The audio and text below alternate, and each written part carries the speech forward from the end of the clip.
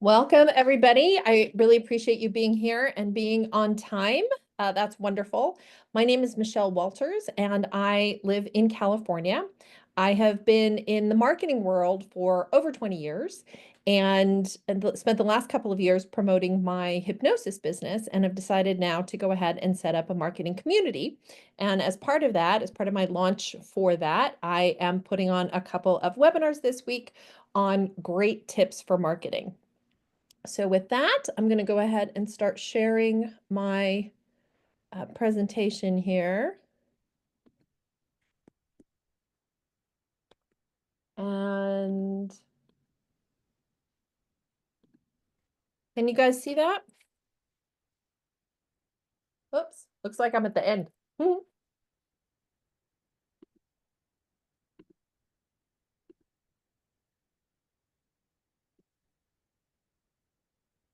Can you guys see that?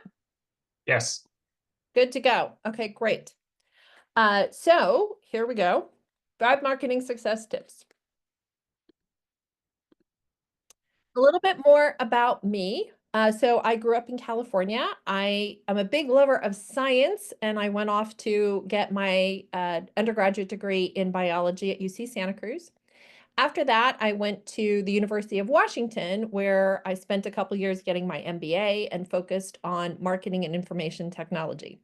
It turned out that was a really great time to get an MBA in marketing and information technology because it was just ahead of the whole dot-com and internet boom. And so when I started working in marketing, the big thing to do in marketing in 1997 was to go into digital and into database marketing in particular.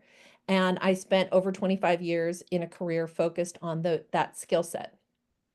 And then, due to some job changes at the end of the pandemic, I decided to open my independent business as a solopreneur and started working with clients in the hypnosis range. And if anybody wants to go, well, what's the relationship between hypnosis and marketing? I will tell you that they are actually very related.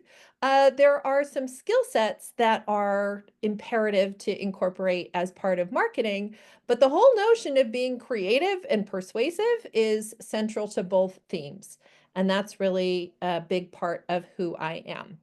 I've written a couple books, I have a podcast, and I am excited to tell you all that I am introducing a marketing group.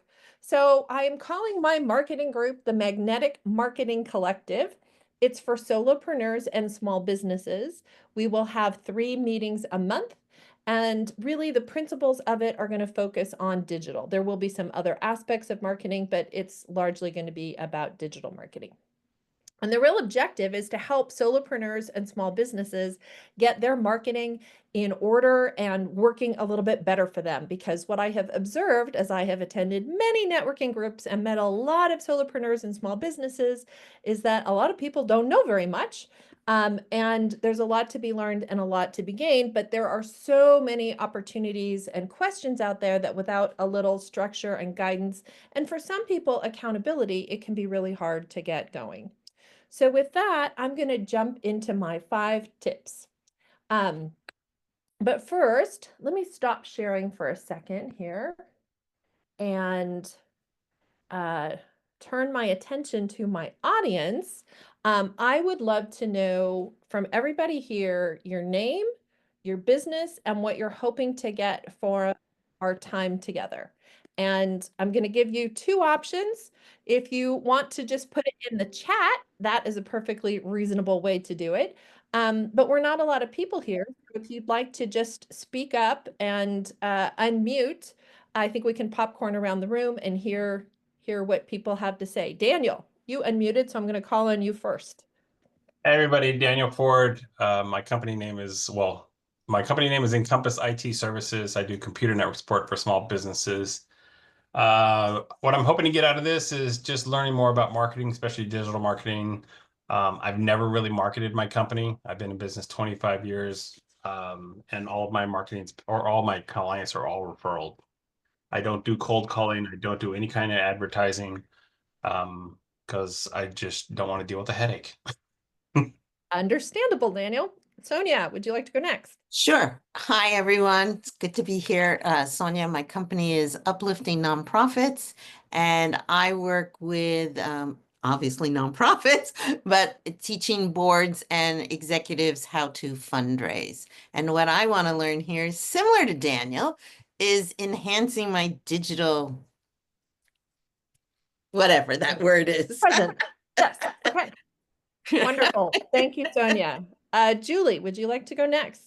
Hello, everyone. Julie Davis. I am the owner of Peyton Davis Business Services. I'm a bookkeeper. I work with mainly small businesses.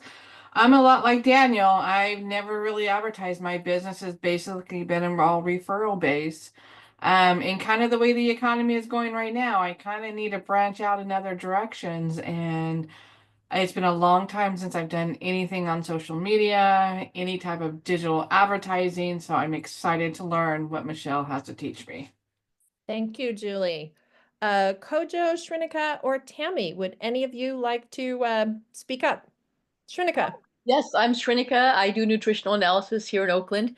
And I do some digital marketing like MailChimp, but I would like to kind of get out more Facebook, Instagram. Well, it kind of gives me a headache thinking about it, LinkedIn, but I do feel like it would help my business and also how to automate things like get a maybe use AI or something to make my MailChimp things, my articles versus like me always having to think of things and sending them out kind of sporadically. So that would be what I would be interested in. So. Yes, consistency is important, Shrinika. One of the things I have learned.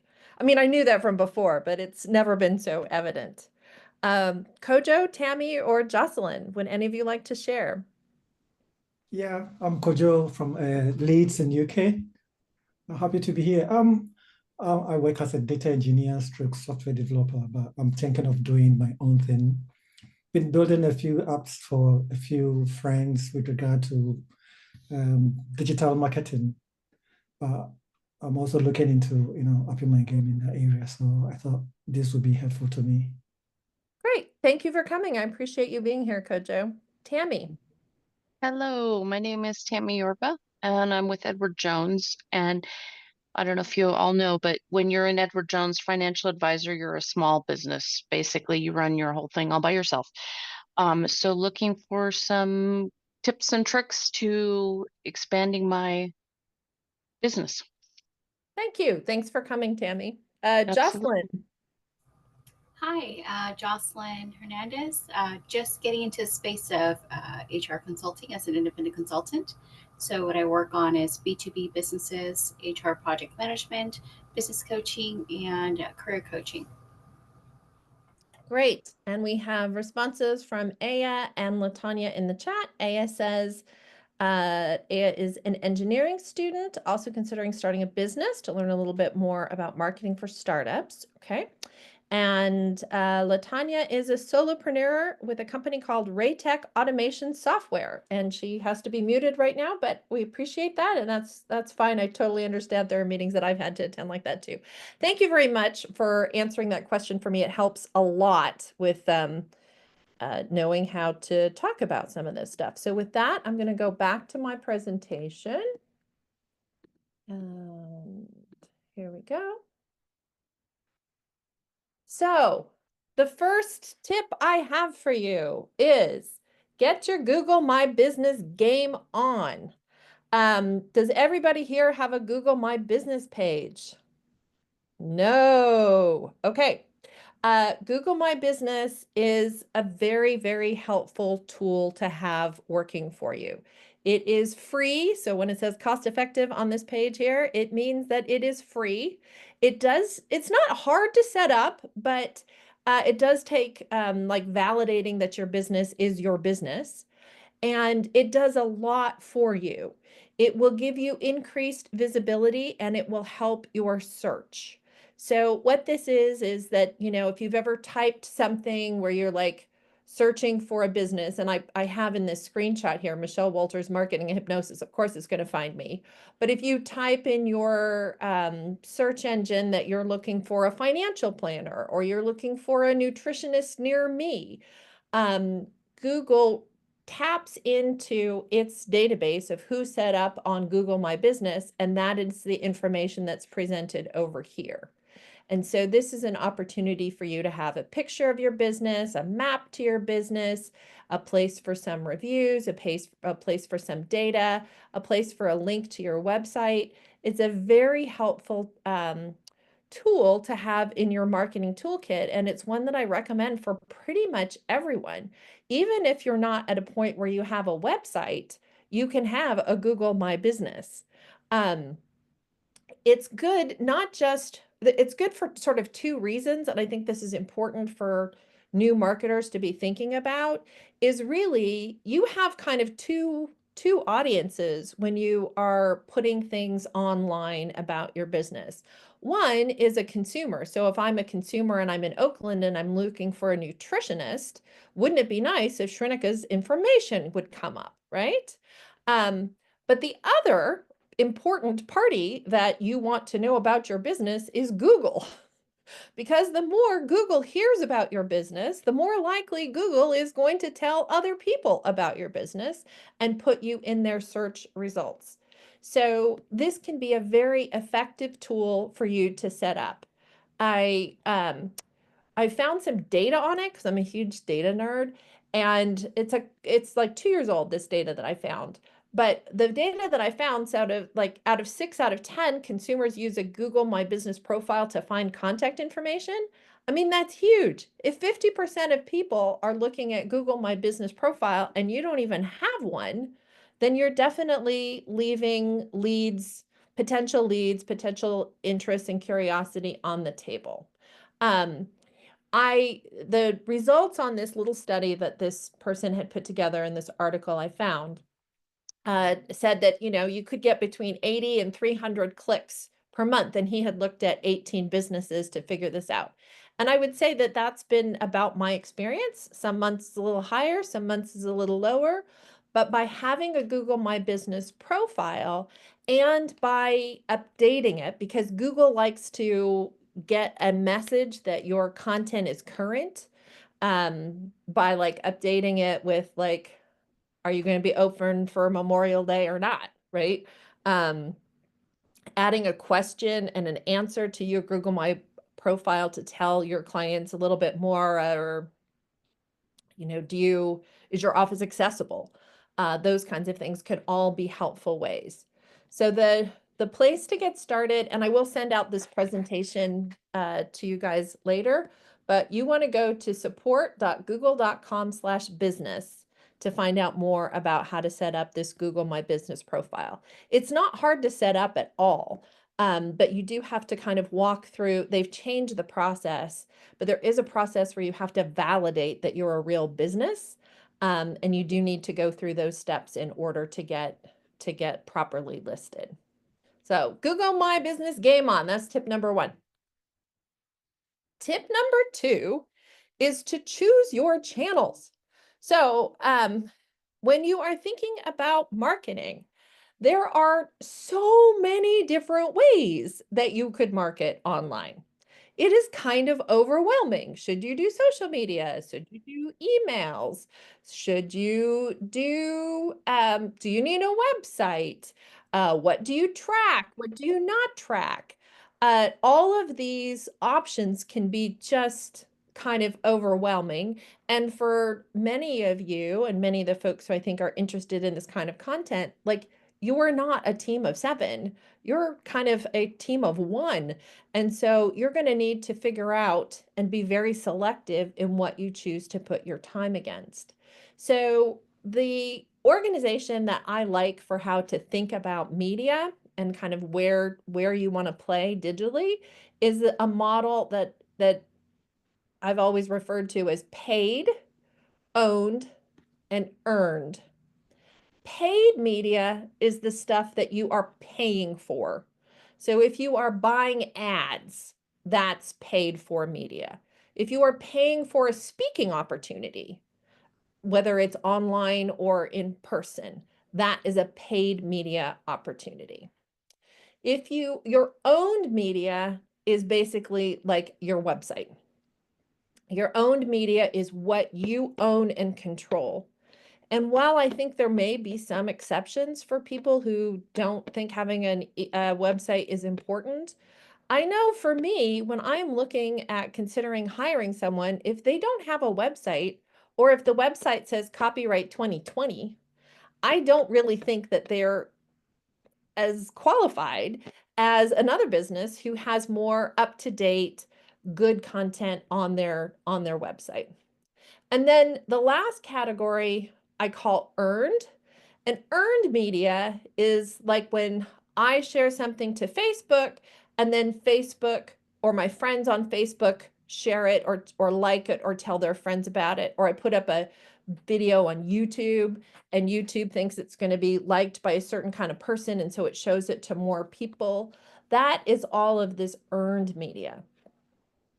So for you as a small business, especially some of you who've been kind of working with one form of marketing your business and are now wondering if you want to have some other channels in your marketing mix, it's kind of a matter of figuring out which of these channels are the right ones for you to play in, and how are you going to gauge the success for each of these channels, because they interact and they play with each other.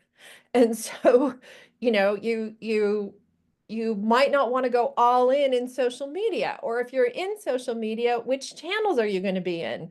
I mean, there's like 7 kinds of social media, and you could spend your entire day producing social media and not get very far from it because you're too dispersed on too many different platforms. So it is something that you need to kind of think about. And so I think really sort of the tip for this one is, how are you going to choose your channels? Don't choose all of them. You know, I cannot think of I don't know, maybe a huge business like a Clorox or something, or I used to work for companies like Clorox and Schwab and that kind of a thing. And maybe for some of those companies where they have lots of people on their marketing team, they could be in most every channel. But for just a small business, you can't choose all the channels. And so you need to figure out which are the ones that you're going to lean into and why and how they're going to forward your marketing objectives. Tip number 3 is measure. I see so many small business people that neglect the importance of measurement. Now, Julie, I know well because Julie helps me measure every month. Julie is my bookkeeper.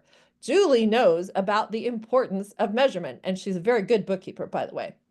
But I will tell you that there are a great number of people who are in marketing who, especially small business and solopreneurs, who really don't know what they're doing, and so they don't know how to measure it.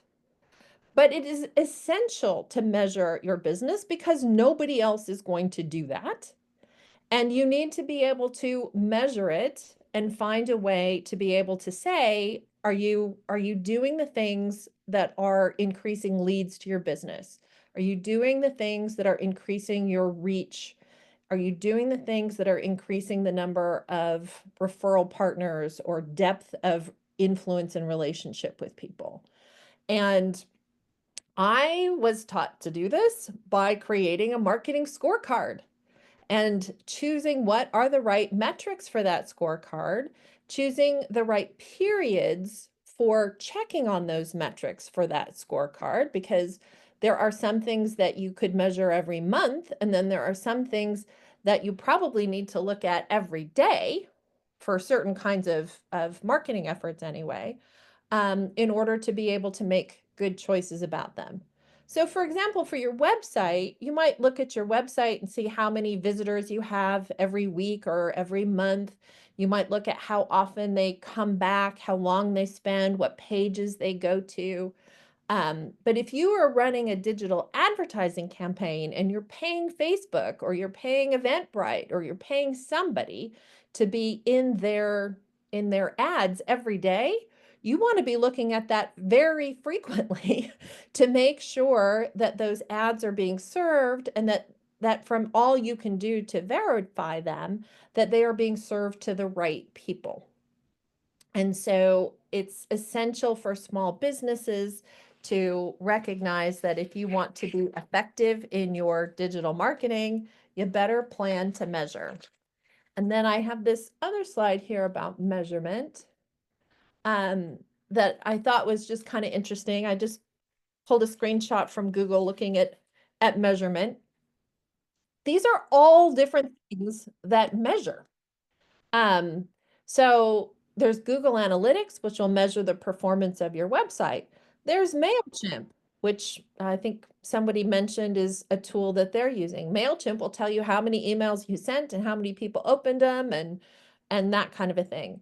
You can get measurements on Google Ads. You can consolidate metrics through things like Tableau, which is a software tool that puts everything into fancy dashboards, which, you know, maybe you have a need for that.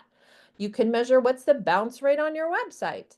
The bounce rate is how many people get to your website and then immediately decide it's not the right place for them and they leave. Well, you want to be watching some of those metrics, because if people are bouncing from your website, it means that you're not getting the right people to your website. I mean, there's always going to be some people who show up that aren't the right people, but if everybody is bouncing, then there's something wrong in your mix. So tip 3, measure, measure, measure. Okay. Tip 4, automation is your friend. Marketing automation has come a long way in the last 20 years, because I've been doing marketing automation for a very long time. Once you can, let's go back. You can do so much with marketing automation. There is an absolute ton of opportunity here. For example, I can flag people if I wanted to. I don't have this running right now, but if I wanted to, I could have people who contacted me for hypnosis for weight loss, specifically, get a series of emails that talked very specifically about how effective hypnosis for weight loss is. Well, what happens in these situations? These people get more and more content. They keep thinking about it. They are more likely to take action on that offer, on that interest, because they have gotten more content. They're more educated and curious about it. Automation allows me to do all kinds of things. So I can set up through my system that everybody who signed up for this event automatically gets an email 2 hours later saying, sorry you missed the event. Here's the next date I'm offering it, right? It can help you convert people more quickly. You can measure and see who's actually paying attention to things. I mean, I don't know if everybody here is aware, but like the good market, I don't know, probably MailChimp does this. I haven't looked at MailChimp for a couple of years, but you know, a lot of the tools now will be able to say, oh, well, okay, my tool does this, and MailChimp probably does too. I send out an email to everybody on my email list once a month. And my email system is smart enough that if it determines that you didn't open that email, 3 days later, you get the same email with a different subject line. Well, what happens? It means that more people get that content because maybe they were busy on Tuesday and they didn't read it, but it comes out again the following Monday and now it has a different subject line and they go, oh, this time I'm going to open it. That's a marketing automation that enables me to write one email that's getting deeper into my email list. So I think that automation is very, very important. And depending upon the tool sets you have and your marketing objectives and that kind of a thing, it may be something that you have the skills to be able to set up yourself, or it may be something that you want to bring on a new tool, bring on a new team, whatever it is you need to do in order to make that happen. And so that's why, at the end of the automation is your friend section, I'm asking you kind of, what is your automation game plan? I didn't go into AI in this particular presentation, although I think there's a ton of uses for it. But I do think that it makes sense, like for most marketers to have some idea of what are the things that are taking your time that don't have to take your time, that you could make go easier and faster by setting up automations to make them happen. And those can be very specific depending upon each marketer's goals. What Shrinika is trying to do with her prospects and nutrition is going to be different from what Sonia is doing with the nonprofit companies, right? Or organizations. So you kind of have to define piece by piece what makes the right sense for your particular business. And then my last one is be friendly and available. You know, it's great to use a video to introduce yourself. It's super helpful to make it really easy to connect with you.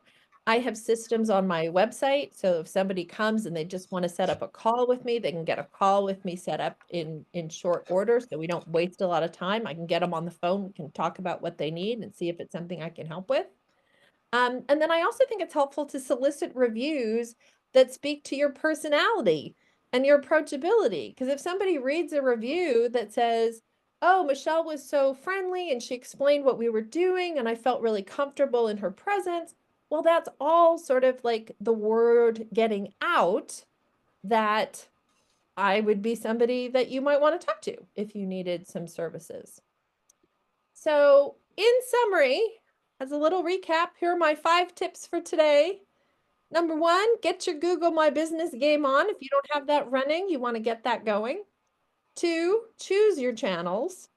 Be very specific and intentional about what your channels are there for and how they're working to help you. Number 3, measure everything. Don't just rely upon the fact that you can click on something and be able to see like, oh, I have 1,000 followers on my Facebook page. You want to actually keep your numbers in a separate place so that you can see, well, last month I had 1,000 and this month I have 1,200, so I'm actually growing, right? You want to be able to have those numbers captured in a place. You want to try and automate everything you can because none of us have enough time. All of us want more leisure time. So the less you can have to keep track of, the better off you're going to be. And last, you want to be friendly and available. So those are my 5 top marketing tips. Now I want to tell you what is one solution that you may want to consider as you think about becoming a better marketer. And that is my offer. So I am starting a new group. I'm going to start it in June. I'm starting on June 2nd. I am calling it the Magnetic Marketing Collective. And the Magnetic Marketing Collective is going to be a group. We're going to meet 3 times a month. It'll be a community with a membership. We're going to meet 3 times a month on the 1st, 2nd, and 3rd Wednesdays of the month for an hour and 15 minutes at Pacific time. We'll have some additions to that. We'll also meet quarterly. There'll be some Ask Me Anythings. There's going to be an online community for support. But the core of the group will be our 3 monthly meetings. And in these 3 meetings, I'm going to be bringing content either based upon my experience. Hang on, based upon my marketing experience. And I will also be bringing up the things that the group tells me they're interested in and they want to learn more about. So it's going to be sort of a combination of Michelle-led and group-led in terms of content. I am offering 10 founding memberships at the low, low price of $49 a month. And for people who sign up before June 2nd, I'm going to include a free marketing assessment call with me, 30 minutes. And in terms of the content, I'm not exactly sure what it's going to be because I do want to make it very responsive to the needs and what the group wants to talk about. But I know we want to start with some core topics like measuring your marketing because a lot of people don't know how to do that. Working out who are you targeting, because that is an essential component, being able to describe your target audience and knowing where your target audience is spending time and how do you catch them at the right moments. Choosing your channels. And then also, because I've done a lot of deep work in CRM and database management, we'll spend some time talking about how to make the most of your CRM. And that will start to get us into some automation. I think somebody mentioned as we started, am I going to talk about AI? Yes, I am going to talk about AI. That is not the thrust of the group. But that is definitely going to come up in some of these sections. Julie, you have a question. So on some of the items that you're offering to us, are there going to be, for example, like a CRM that you're going to recommend that you've used that you really truly believe in? Because, you know, for me, I have no idea. I use an Excel worksheet, for example, which I thought I'd go to an Access database, but, you know, I don't know what I don't know what's out there. So as we learn more from you, are there going to be maybe apps that you would recommend? Yeah, I do have recommendations for certain things. And for other things, I'm happy to spend a little time with the members of the community, kind of looking into what are the things that you're looking for and how do we find the best fit tool. You know, for example, MailChimp is a really good solution at a certain size of your business with a certain cadence of interactions. Like it might be a good size tool for you. I've just upgraded to a new CRM that is more expensive, but it does so many things. So it'll be a little bit more about kind of looking at what are the tools and that kind of a thing. And as we get into some of these topics, this is exactly what I want to do with the group, Julie, is to let the group kind of lead on some of these things.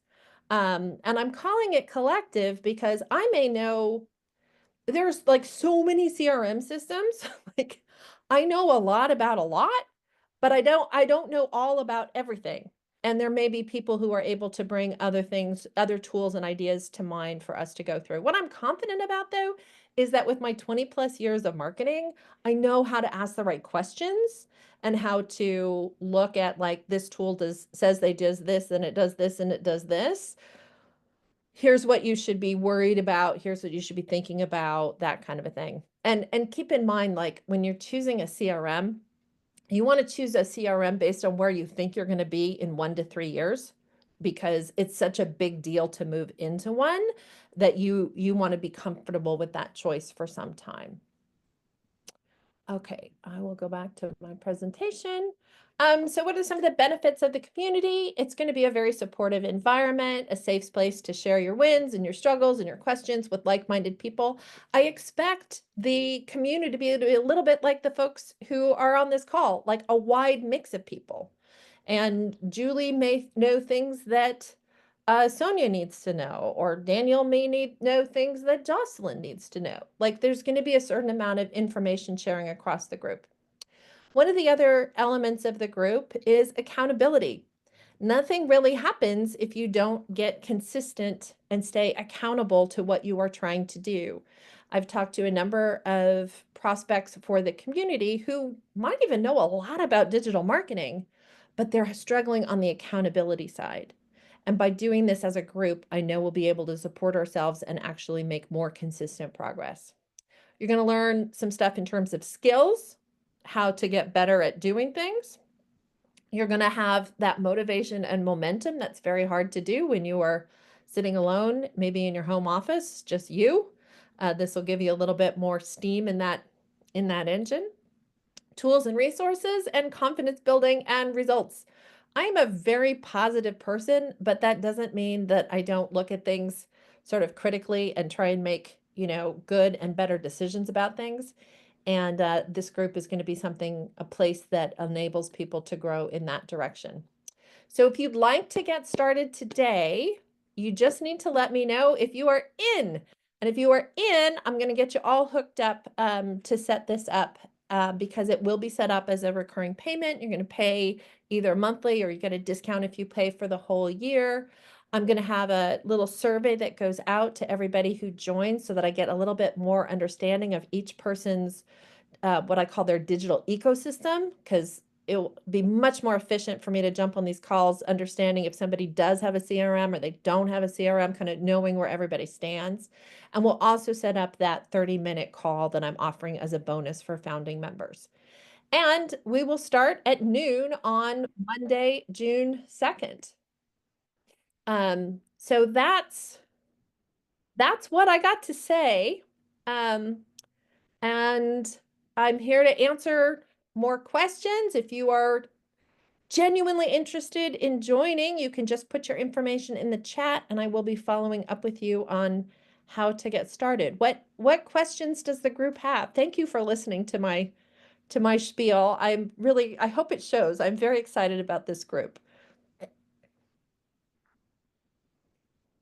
Questions? Will you covers? Yes, Sonia. So yes, your enthusiasm shows. It definitely does. And thank you. Thank you, Michelle, for letting us know all this. So I guess one of my questions, and maybe it's a technical versus a marketing question. Do we go into, let's say, an app, a particular app, let's use Calendly or MailChimp or any of that, and how to take advantage of that? You know, so we have these automation apps, but how do we take advantage of them, right? So, I'm expecting to do some of that. It'll Okay. depend a little bit on what the group wants and how that Okay. works. You know, if 90% of the group needs a calendar option, goodness gracious, let's take a day and get everybody's calendar system set up. On many of these tools, I've used them enough to be Right. able to say, here are some good ways to make it work.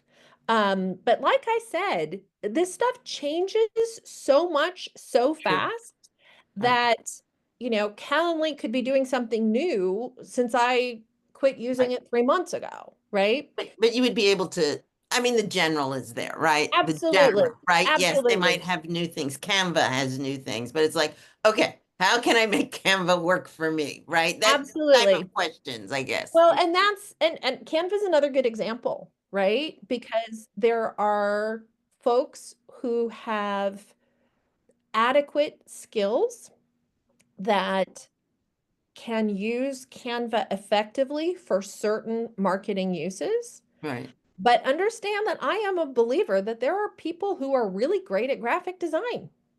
And if what you're doing is maybe maybe it's your website, maybe it's a tool you're going to be using over and over again, maybe you want to look at hiring some help for those things. And I can help you distinguish and talk about sort of each person's budgets individually, what's going to be effective and not effective. Thank you. Thank you very much. You're welcome. Any other questions? Okay. Well, please let me know if you want to sign up. Like I said, you can put the information in the chat. You can send me an email, my email on here again. And I will be following up with people. Michelle, on the thing you had, it said Wednesdays at 12, or is it Mondays at 12? It's going to be Mondays at 12. Okay, on that slide. It says Wednesdays. You're right. Oh, crap. Thank you. I will fix it. It's going to be Mondays at 12. Okay. And just recurring, 3 a week, 3 a month, 3 a month. 3 a month. 12. that can go on indefinitely. It goes on indefinitely. Exactly. If the Okay. group gets so popular that I have so many people, then I will add a second meeting. But we got to get it started. So Okay. that's 12 Pacific time. 12 Pacific time. I think Mondays are a really good day to meet because it kind of kicks off the week. Gaussen, you have a question. Yeah. I am present myself. I am president and CEO company design graphic architect future technology. And my first question in that meeting, what percent success in marketing in a community? Because you know, each interpreter is having ideas about the community. But first of all, how to I success my company in community in that. Gaussen, I'm afraid I don't understand your question. Could you try it again or write it out repeat. for me in the chat? I actually explain you what percent success, because I have in my own company it will be open up in 2 years the comes in Singapore. But I wanted to know how to be success my company with the products and marketing because it's important to me to be knowing chosen good product